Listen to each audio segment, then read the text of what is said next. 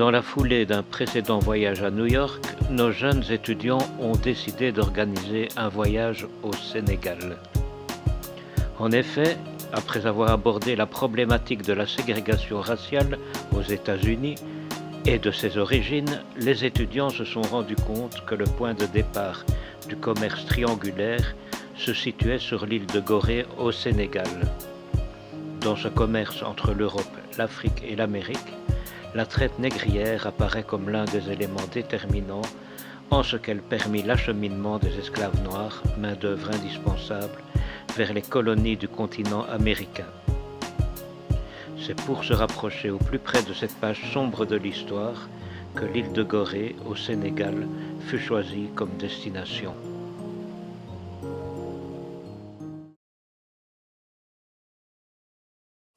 L'histoire ne ment pas. La traite des Noirs est le plus grand génocide que l'humanité ait jamais connu.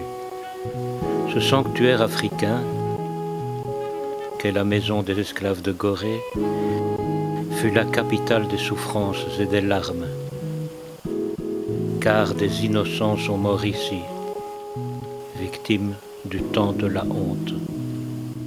Pendant 3 siècles et sans répit, chassés, traqués, arrachés à leur sol natal, comme des racines sous la torture et l'humiliation. Transfert brutal et massif de millions de Noirs, sous lequel la quasi-totalité du Nouveau Monde construisit ici ses réalités économiques, politiques et sociales. Dans des cellules pour hommes de 2,60 m sur 2,60 m, ils étaient assis, le dos contre le mur. Des chaînes les maintenaient au cou et aux bras. Ces pauvres n'étaient libérés qu'une fois par jour pour leur permettre de satisfaire leurs besoins.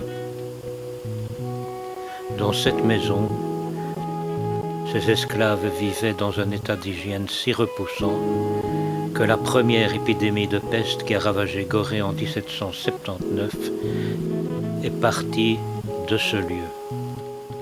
Étrange marché aussi où, faute d'état civil, la valeur d'un enfant dépend de sa denture.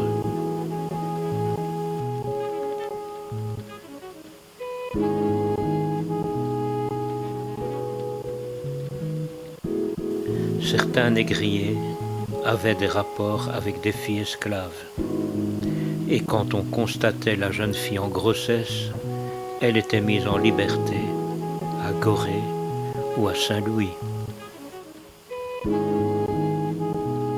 En 1815, lors du congrès de Vienne, quand Gorée et Saint-Louis furent annexés à la France, les métis issus de pères blancs et de mères noires jouissaient de droits de citoyens français. C'était donc un intérêt chez les jeunes filles de se donner aux négriers pour être libres. À partir de cette porte qui donne sur la mer, la porte du voyage sans retour, ils allaient, les ancêtres martyrs, les yeux fixés sur l'infini de la souffrance.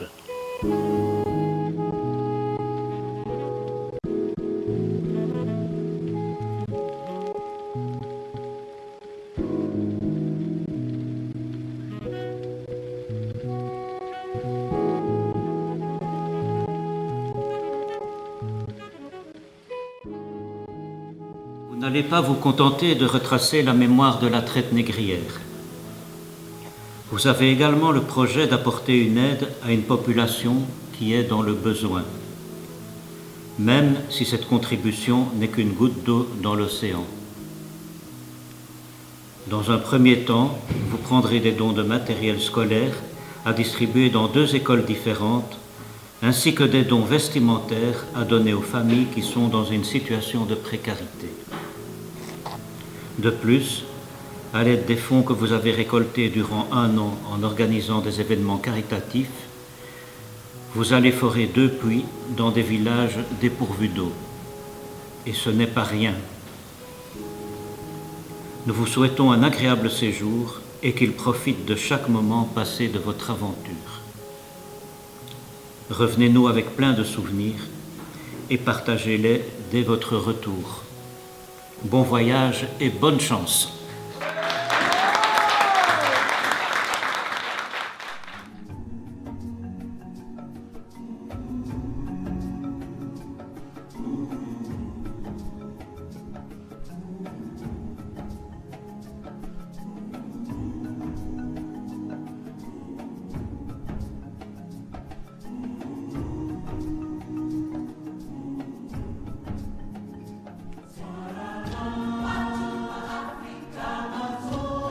On vient d'arriver, tout simplement.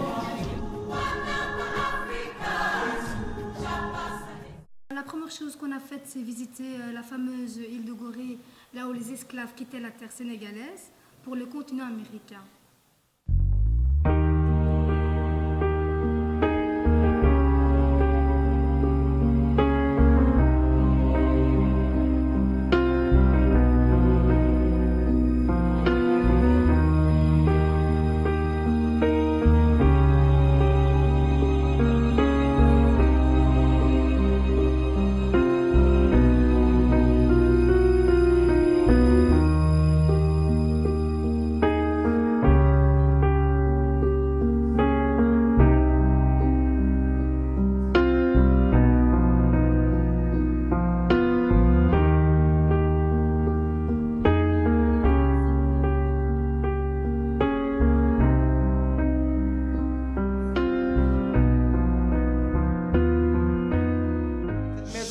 Qu'on appelle la maison des esclaves.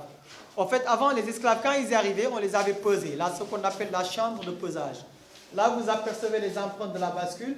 Il y avait un poids minimum qui était fixé à 60 kg. Du coup, tous les esclaves hommes qui faisaient moins de 60 kg, ils étaient mis dans une cellule à l'effet de les engraisser comme du bétail. Ils les avaient engraissés à l'aide d'haricots très farineux de chez nous. Au Sénégal, on appelle le niébé. Pour les non-connaisseurs, c'est du fève de marée. Mélangé avec l'huile de palme, ça fortifiait très vite l'organisme de l'esclave. Maintenant, toujours est-il que l'esclave, qu'il ait faim ou pas, se devait de manger.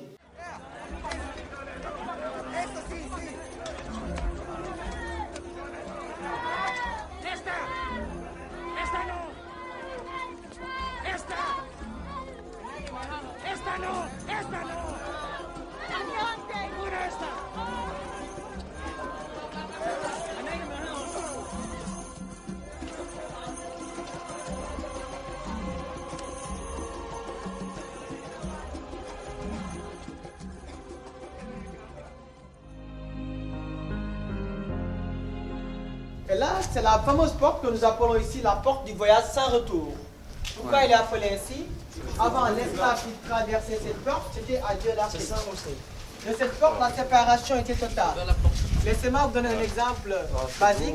Par exemple, pour une famille composée du père, de la mère, sœur et frère, le papa pouvait être embarqué à destination de la Louisiane, aux USA, la maman au Cuba, la sœur en Haïti et le frère au Brésil. La famille était complètement séparée. Ici.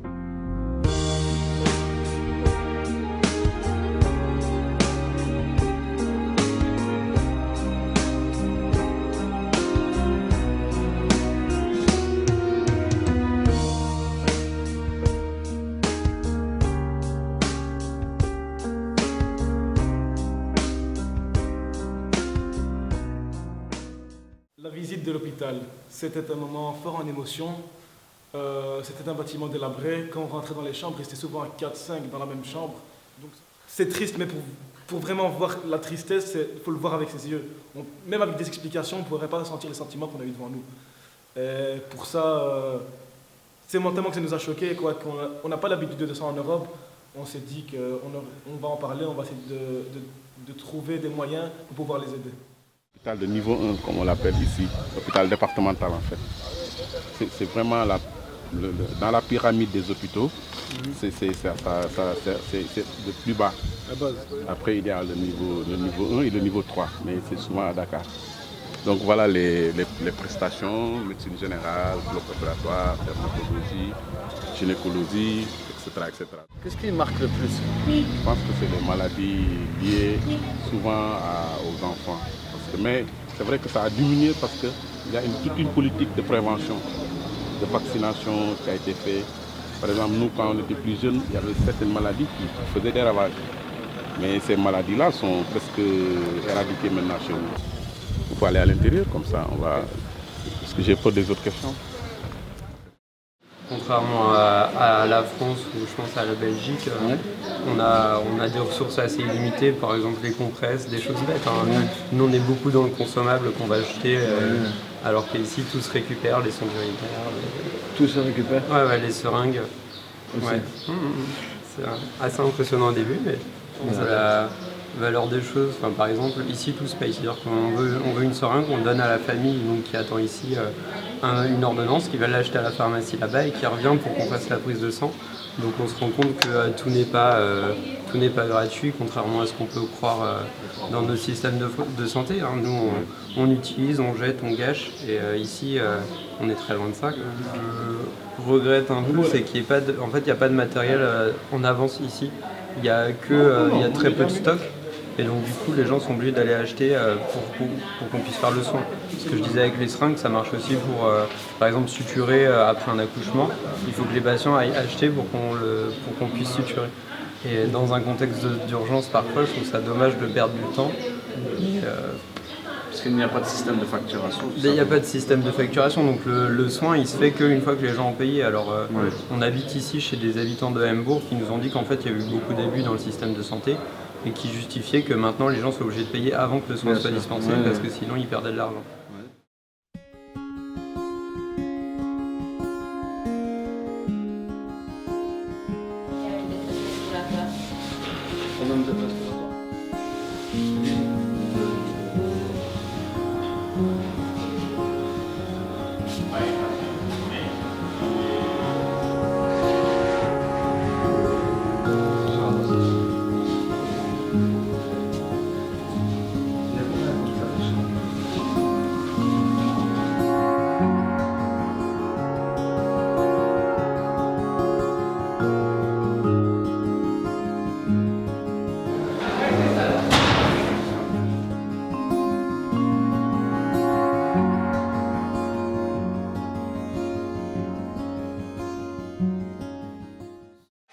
Ici on est à la maternité. C'est là où la vie commence. I feel like Superman. They gon' remember me. I think I know I can. Who says it's hard to reach? Who's gonna stop me on the road to success? I don't know.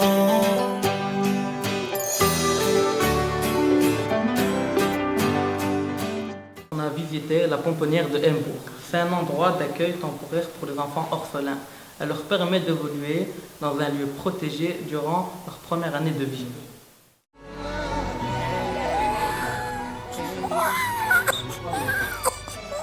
Le cœur vidé par la souffrance des siens. Cet enfant reste là face au destin.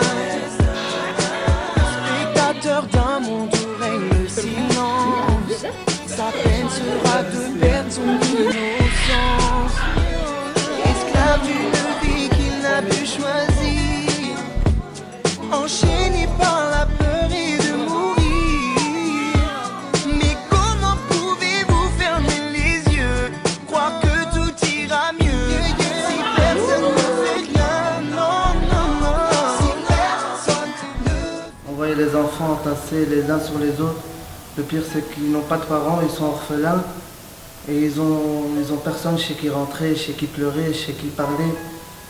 Et moi personnellement ça m'a fait vraiment mal au cœur et j'ai plus de mots pour parler. Franchement, c'est bon. Ce sont les enfants qui vivent dans leur grande famille, dont ils sont orphelins de mère ou de père. Ils vivent dans la grande famille, donc ils ont là-bas des difficultés. Ils fuient la famille, donc c'est la police qui les amène ici, ou c'est d'autres parents qui les cherchent et les amènent ici. Donc on les inscrit à l'école, ils sont à l'école. L'école coranique? Non, l'école normale. Ici, ils avaient un professeur coranique, mais il a arrêté parce qu'on avait des difficultés à le payer. Donc ils continuent l'école normale avec le karaté. Ils ont aussi ici des activités quotidiennes. Nous avons un jardin potager, le poulailler et la boulangerie. la boulangerie des Tapalapa. Donc, oui. C'est du pain local? Du pain local, avec le babi des fois, et joues et autres.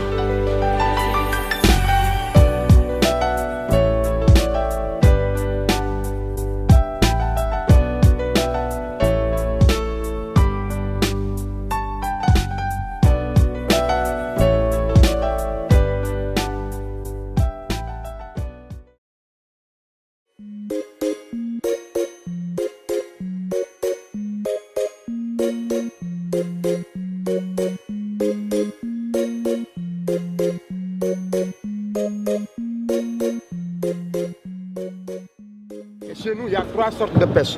Il y en a qui pêchent avec des filets bleus, il y en a qui pêchent à la traîne, il y en a qui pêchent à la ligne. Mais les gens qui pêchent au filet, c'est là-bas. On commence par là-bas pour voir l'arrivée des pêcheurs, après on descend voir comment ça se passe chez nous. Chez nous, il n'y a pas de prix affiché. Plus que tu discutes, plus que tu marchandes, tu gagnes une temps à 2 francs ou 500 francs. Et les femmes, c'est les femmes qui travaillent en équipe. Il y en a qui essaient pour revendre, il y en a qui nettoient. Et là, c'est l'offre et la demande. C'est vendu au caisse. Mais plus que tu montes, le prix ça augmente.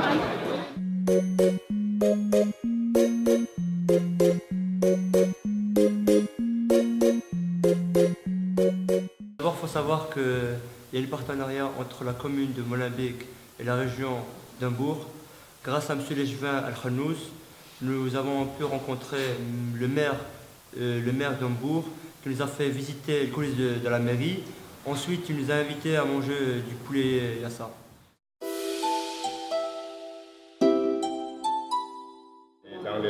Dans le projet pilote de l'État d'informatiser l'État civil, donc Hambourg est choisi pour conduire cette réforme.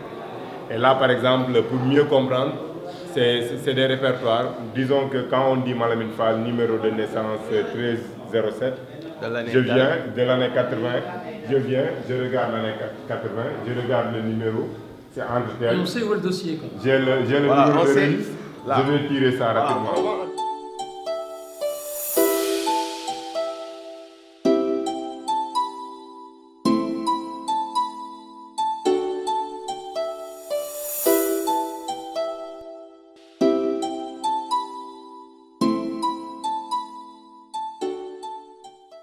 Voilà, tout d'abord, on vous souhaite la bienvenue. Parce qu'à Molenbeek, on a été bien reçus. Merci pour votre accueil. Nous avons signé un accord de partenariat depuis 2007. Cette fois-ci avec ces jeunes de Molenbeek, avec leurs enseignants, leurs éducateurs.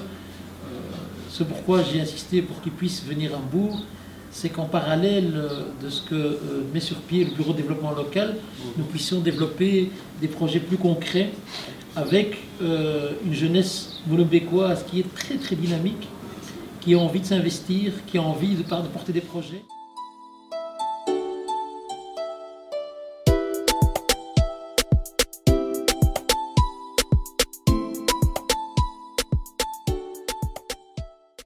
On a rencontré des femmes qui sont dans une situation de pauvreté, elles et leur famille. Et pour pouvoir lutter contre cette pauvreté, elles ont décidé de créer leur propre activité, donc faire une petite société, parce qu'elles vendent des produits locaux. C'est des femmes qui font dans la transformation des fruits et légumes. Mais aussi, elles font des savons, savons traditionnels. Et toute une gamme de produits locaux transformés et mis en valeur. Nous avons été avec eux dans le compte du Bureau de développement local pour qu'elles puissent se, formaliser, puissent se moderniser pour conquérir le marché local, mais surtout avoir des garanties pour que les produits soient aux normes internationales. Parce qu'avec ce petit équipement-là, on n'arrive pas à produire assez. On n'arrive pas à honorer nos marchés. Par exemple, avec 50 kg de maïs, pour produire 50 kg de maïs en brisure, il nous faut au moins une semaine. Une semaine. C'est un peu dur. C'est très très dur. Tu es catholique, je suis musulman, il n'y a pas le feu. On s'en fiche de l'autre chose. On croit à tout, tu crois au christianisme, nous croyons au respect. Donc on se respecte mutuellement. Donc on joue, on parle, on s'amuse dans le but de lutter contre la pauvreté.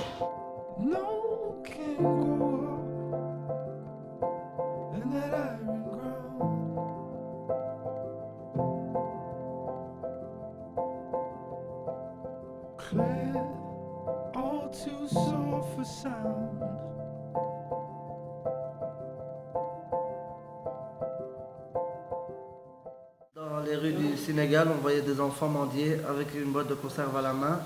On a été visiter une association qui les aidait à se nourrir. Parce que vu que toute la journée ils mendiaient, ils n'avaient même pas une pièce. Donc on a décidé de faire un don, on leur a donné des vêtements.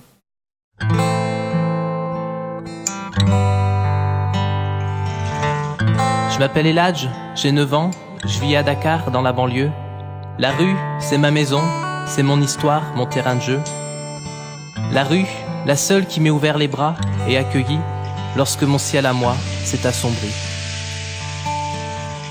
Je vivais tranquille dans mon village, au nord du Sénégal, quand des rebelles ont tout brûlé. En quelques heures, c'était fatal. J'ai tout perdu, mes frères, mon père, ma mère. J'ai juste gardé ma colère. Je m'en sors avec quelques traces et une blessure sur mon passé. Après des mois d'errance, je retrouve une tante. C'est un peu l'espoir qui renaît. Elle me recueille, elle est partante. Elle me cajole, elle m'amadoue. Jusqu'au jour où elle me confie à un dara, un marabout. Elle me dit, c'est la meilleure chose que je puisse faire. Elle ne sait pas, ce qu'elle m'impose, c'est juste l'enfer. Je me retrouve comme prisonnier, avec 300 gamins, envoyés dans la rue, dès 6 heures du matin, pour mendier une pièce, du sucre, un morceau de pain. Mon quotidien, la rue, la misère, la faim, enfin, une vie sans lumière. Des comme moi, à Dakar, il y en a des milliers, on nous appelle les enfants talibés. Vous, passants qui passent, regardez-nous en face, vous comprendrez que notre vie est une impasse. Cessez de croire que c'est dans la souffrance, dans la difficulté, qu'on réussit à se construire un avenir, une identité. Mais faites enfin le compte des enfants oubliés. Des comme moi, à Dakar, il y en a des milliers, on nous appelle les enfants talibés.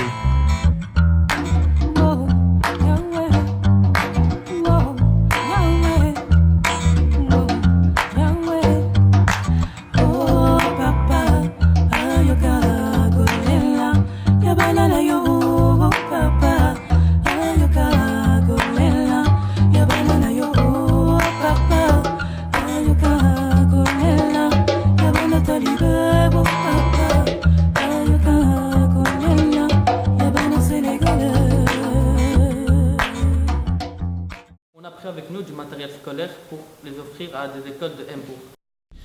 Nous vous remercions, M. Noureddin. C'est-à-dire, nous vous remercions, et à travers vous d'abord, Noureddin, c'est-à-dire la lumière de la religion. Oui.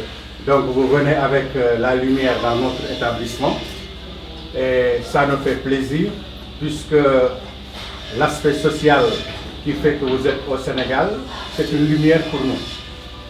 C'est une école privée, mais nous recevons beaucoup d'élèves qui sont démunis. Nous permettons à certains d'étudier sans payer leur mensualité. Certains paient la moitié, d'autres une portion, d'autres paient quand ils le peuvent. Donc c'est véritablement des enfants qui ont besoin de votre aide. فجرا جئت بعد العسر يسرا ربنا أعلاك قدرا يا إمام الأنبياء أنت في الوجدان حي أنت للعينين ضي أنت عند الحوض ري أنت هاد وصفي يا حبيبي يا محمد يا نبي سلام عليك يا رسول سلام عليك يا حبيب سلام عليك صلوات الله عليك يا نبي سلام عليك يا رسول سلام عليك يا حبيب سلام عليك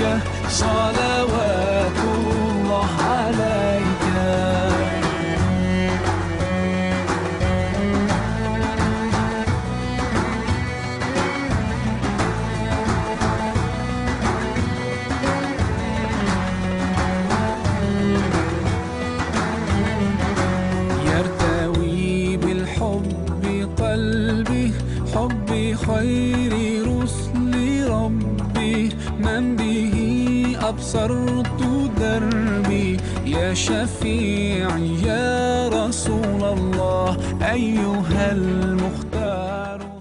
Ici, on est venu en vacances au Sénégal. Une vacance à la plage, mais on n'a pas resté à l'hôtel. On a commencé à sortir, à les voir. À un moment donné, j'ai rencontré des amis de Cetron, une ville en Belgique, vous le connaissez, Cetron. Par hasard, voilà, mes amis, on s'est réunis. Avant, on était dans une association, donc VVS, Vrienden van Sénégal, Amis du Sénégal. Mais ça n'allait pas. On a commencé donc à construire ici, en 2008, avec VVS ADS. Et maintenant, VVS ADS va faire le parrainage des enfants. À Cœur pour Sénégal, nous, Cetron, donc, on s'en occupe pour la construction. On s'est bien travaillé ensemble, comme ça, parrainage à notre association, nous, pour la construction.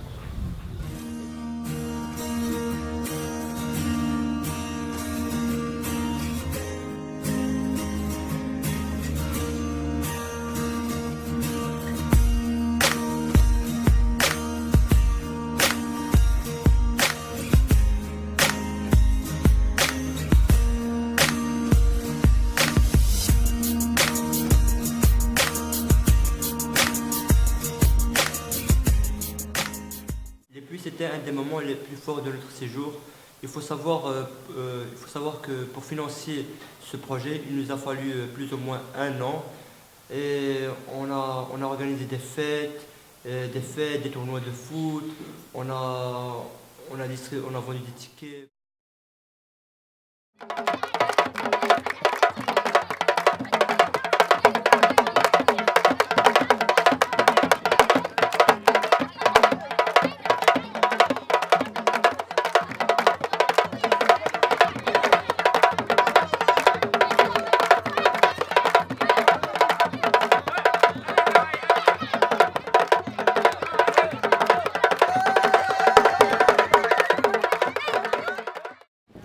Nous sommes sincères de vous dire que ce bijou que vous venez de nous offrir est venu à son heure. Il réglera un des problèmes auxquels l'établissement est confronté, c'est-à-dire le problème d'eau. Votre volonté très manifeste de venir en aide à l'école est perçue nettement à travers le forage du puits. Aujourd'hui, au moment où je parle, on commence déjà à puiser pour utiliser l'eau de ce puits-là. Donc on vous remercie de ce point-là. Aux chers amis, il convient de vous dire que nous estimons utile et pertinent de placer notre école sous votre patronage. Désormais, vous êtes déclaré ami et partenaire numéro 1 de Ndianda 2. Merci, merci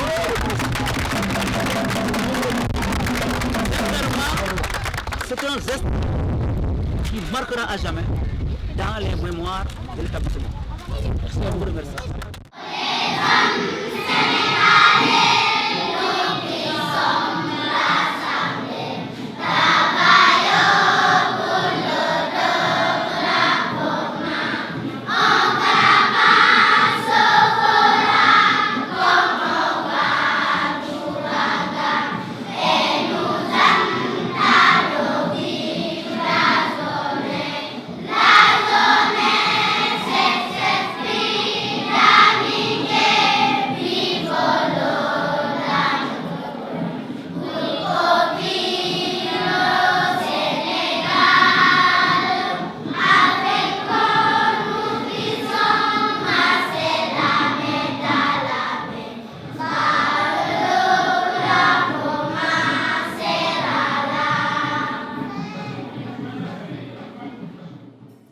Cette école, on a pu voir ô combien les besoins sont criants en matière de bâtiments, au niveau des infrastructures, et ce puits qui a été foré grâce au soutien de nos étudiants, de nos professeurs de Molenbeek, de l'Athénéral Serge Creuse et de l'association Diversité, démontre encore une fois que la solidarité est présente et omniprésente à Molenbeek.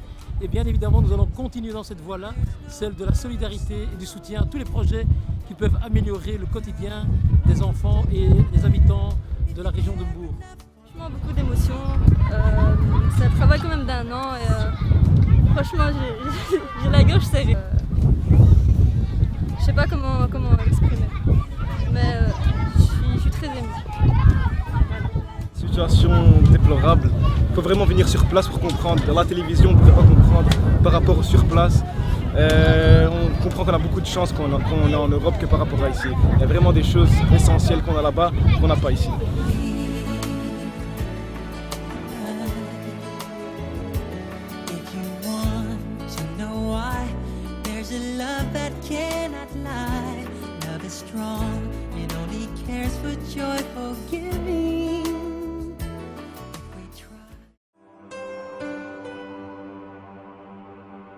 Vous voyez ici, c'est un environnement où on cultivait du tout. On faisait le maraîchage. Et il y avait de l'eau, il y avait des mangues, il y avait tout. Mais avec la sécheresse, on n'arrive plus à trouver de l'eau. Et là, pendant qu'il y avait de l'eau, on pouvait entrer dans les puits avec les pieds, prendre l'eau et ressortir, sans pour autant avoir des bricoles ou autres. On entre avec des pieds, on prend l'eau et on ressort. Et maintenant, avec la sécheresse, il n'y a plus d'eau.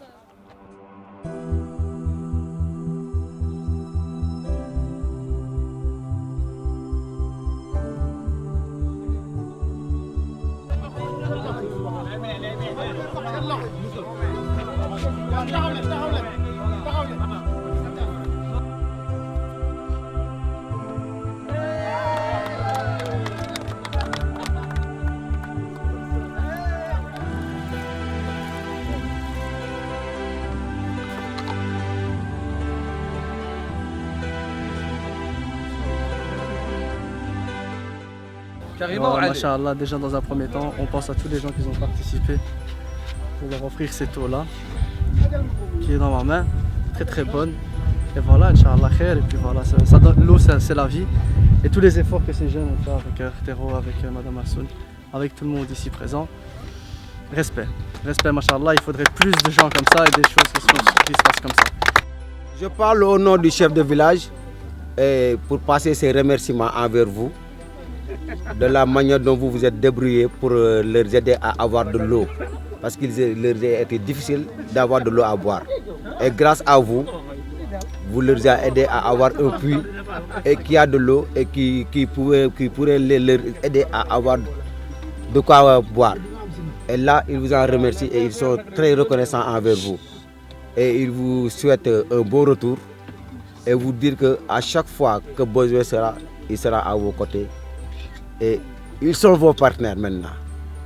Le village de Galor Olof dit que maintenant ils sont vos partenaires et ils sont avec vous jusqu'à l'éternité. Donc c'est ça qui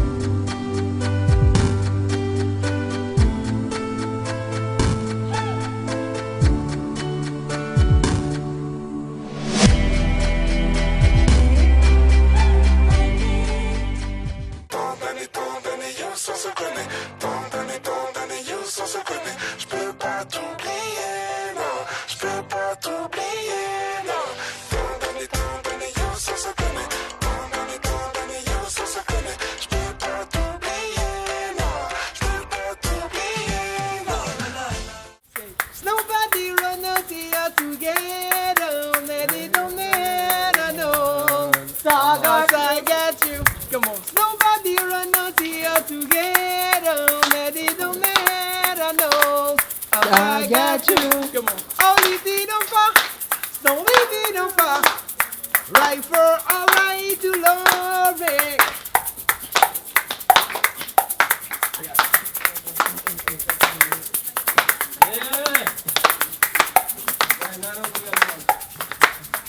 Started like a melody and market that I get deep, bro, got me thinking live. Na na na na, every day, then my afro, I can be playing. Oh, bravo. Bella. Celebrate your son, come on. Celebrate.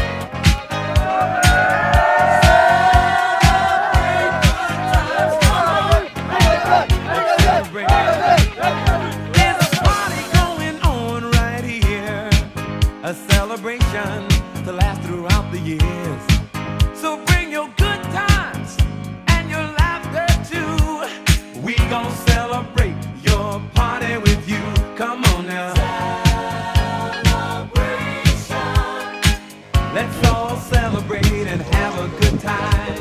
Celebration. We gon' celebrate and have a good time. It's time to come together. It's up to you. What's your pleasure? Everyone around the world, come on!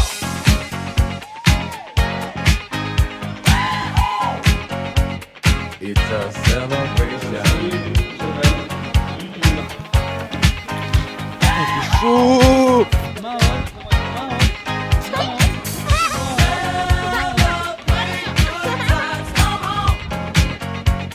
It's a celebration. Celebrate good times, come on. Let's celebrate. There's a party going on right here. A dedication